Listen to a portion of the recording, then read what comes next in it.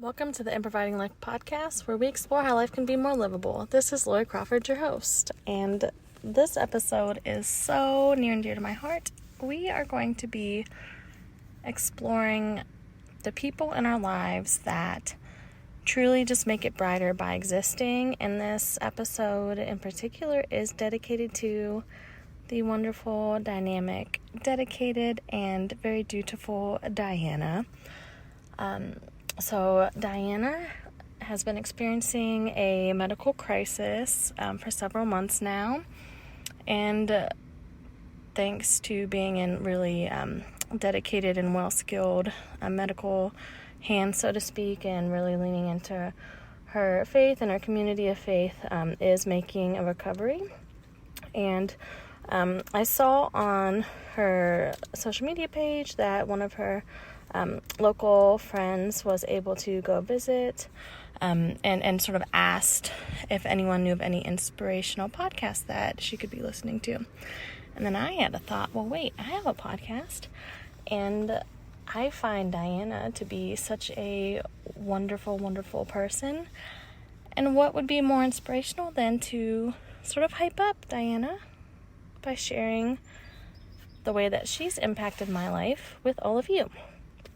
And so I want to invite you all to, as you're listening to this, think about someone who maybe is a Diana in your life and to celebrate them and celebrate that relationship. So it's so funny, in this sort of day and age, how, a lot of my adult friendships and people that I care about or think about or really enjoy engaging with are like online people, right? So even though Diana lives back home near my hometown, I actually didn't grow up knowing her, but through a mutual friend's Facebook post a few years ago, they're talking about Arby's and how it sucks, and Diana and I sort of left the same comment of like, yes, but have you had their mozzarella sticks?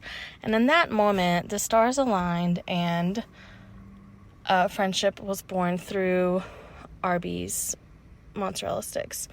But living 5 hours away and then, the pandemic happening, I haven't actually met Diana in person, and we have not been able to eat any mozzarella sticks together.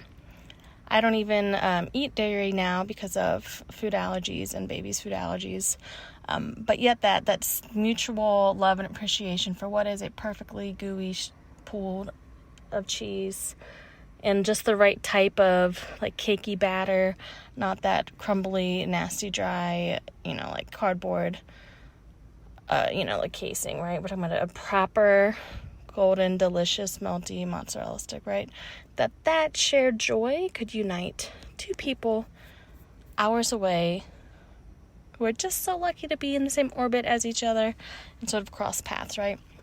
And so from this online friendship, Diana is someone where every post or thing that she recirculated or shared out was so playfully, sort of that sweet spot between teasing out the vulnerability of being a human while also respecting like the person and the topic and not, wanting to undermine or underpin anyone. And just seeing that like true artistry was always a highlight of my day. And I would find myself looking at my Facebook sort of timeline or feed, whatever it's called on that app, but like looking at it just to see what she had posted, because like her kids are older than mine, so she was like up in the morning, so I knew by the time I woke up there'd probably already be something on there, right? And so especially through the pandemic, there was just always this sense of play and community and like humanity, and just like willingness to be human that Diana so dutifully circulated around, right? And so a few months ago when this medical crisis happened, it was, I found out about the event about 30 minutes after I woke up because I was looking to see, I wonder what Diana posted this morning. And then that's when I saw the news update, that someone had tagged, and her family had tagged her in to give the update. And so since that moment several months ago, I've noticed too that, that app feels less welcoming or less like of a home, so to speak, because of Diana's absence from it. And so, and me sharing this out, offering you all back this inquiry of whose absence in your day-to-day life would you notice if something like a message was no longer sent, or you didn't have, the access to seeing them navigate their own life in a way, right? And maybe just send a, hey, thank you. I appreciate the way that you blah, blah, blah, whatever it is to that person. And also, allow yourself really lean into and enjoy those moments when you do see those posts or you do engage with them. And, it's okay to actually give the weight towards those, quote, internet friends, right? It's never been 2023 before, so who gets to say what matters and what relationships matter and what exchanges and interactions are meaningful in your life, except, you being able to say that. And so, a week or two into Diana's recovery process, and so being hospitalized, I was really getting this pull, and Diana, if you're listening to this, you don't know this yet, but I was really just getting this pull to do some energy work to try to connect in, sort of like spirit realm, and also at the same time wanted to be very mindful of Diana's religious beliefs and not really knowing if something like this would be okay. And so I thought, well, the least that I could do, because I'm feeling this pull in my heart, is to ask. And, I couldn't call her up and physically ask, that wasn't logistically a possibility. So just asking her spirit squad, and felt a very visceral yes, heard an audible yes, just really leaned into it. I ended up having such a beautiful time. And what I really felt and could hear was, Diana, you really wanting to have someone reach out, you wanted people to know that you could hear their thoughts and prayers, you could hear them physically around you, and that was breathing life into you, and that you just wanted more of that, right? It was like you wanted and needed this external life around your physical body and beingness in that moment to keep you grounded in your body to the best of that ability. And when it's the time too, I would love to share more of what came up one-to-one, with you, because it was intimate and personal and beautiful. But I wanted to just share that sort of really high level glimpse with everyone else, because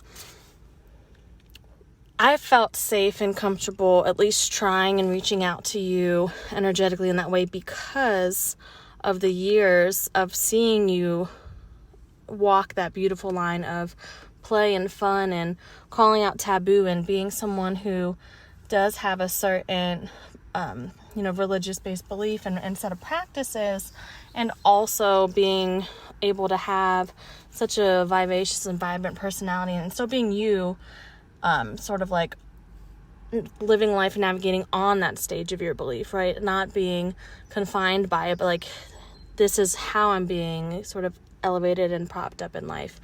And so because of that, and having seen you model how you really are here in the world to be uplifting those around you, it was so beautiful to hold space for you in that way that evening in that energy session. And so, thinking about what could be inspirational and I was like, oh, what might inspire Diana, really just wanted to share with the whole world that you live life as an inspiration. And it's the things from, being, very committed to candy corn, and, that almost undid in some ways our connection through mozzarella sticks, because I do not like candy corn. But again, the way that you would intentionally poke the internet, so to speak, of hey, let me ruffle just enough feathers for people to have something like fun and lighthearted to be fired up about, but like get to express their stances and beliefs on something that, you know, might seem to some people as like irrelevant or not important, and yet it was those very things where like community was being built.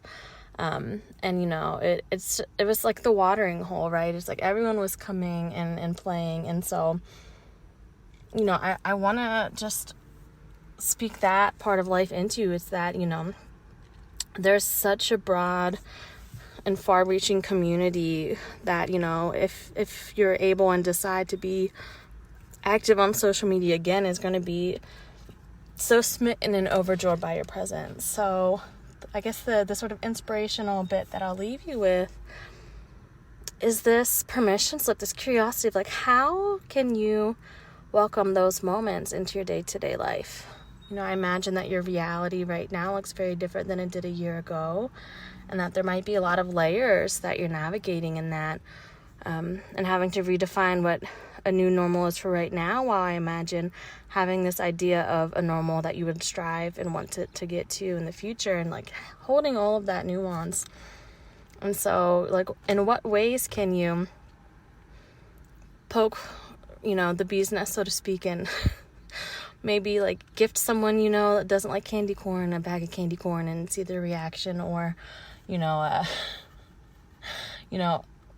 order your favorite coffee drink in the morning, right? And then actually, you know, like, even if it's just to whoever's in the room around you, say, you know, what you would post as one of your funny, witty posts. And, you know, the ways that you are uplifting those around you, both through your ministry and also, you know, your wonderful, beautiful talent and skill and dedication as, you know, an esthetician, and really caring, helping people care for their bodies and feel really beautiful from the inside out. You know, all of those ways that you shared yourself with the world, there's moments in your day-to-day life that's still accessible in some way, and playing and finding out what those ways are. So perhaps there still feels like there's this way for you to be engaging with others that's meaningful for you, but also this, can you be okay with the fact that now it's time for your community to take care of you, right? You've poured into all of us in so many different ways for so long. And so, you know, like asking yourself, what would you like to receive? And other people being able to show up and provide that for you. So while indirectly, you know, you might have asked for something to listen to or pass the time, this is my sort of love note and gift to you, and I hope that you're able to receive it. And so I'll leave us all on this note now. So as always, have a razzle dazzle day, and if that's not accessible, you can put an F on front and have a frazzle dazzle day.